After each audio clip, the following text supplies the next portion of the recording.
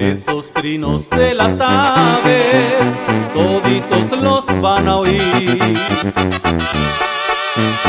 porque Lupita Aranda un año más va a cumplir. Los festeja muy dichosa el día 12 de abril.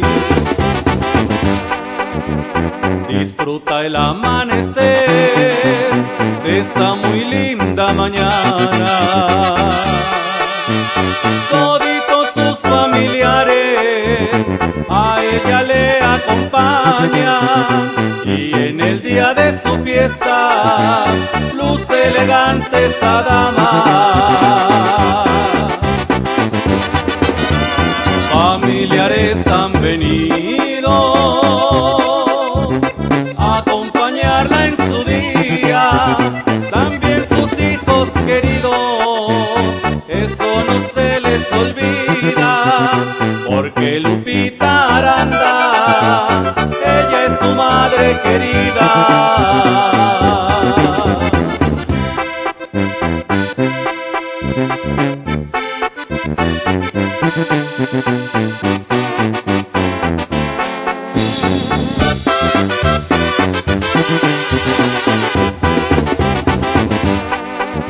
En este venturoso día ramos de flores le trae. Hoy en este su cumpleaños Dios le vino a conceder. Le tocan las mañanitas desde el día al atardecer. En su día muy contenta con todos sus familiares,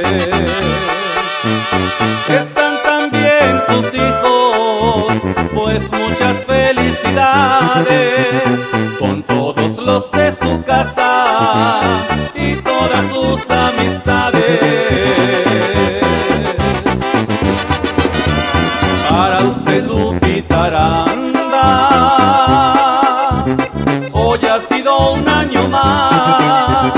En este dichoso día Dios le concedió llegar. Que la pase usted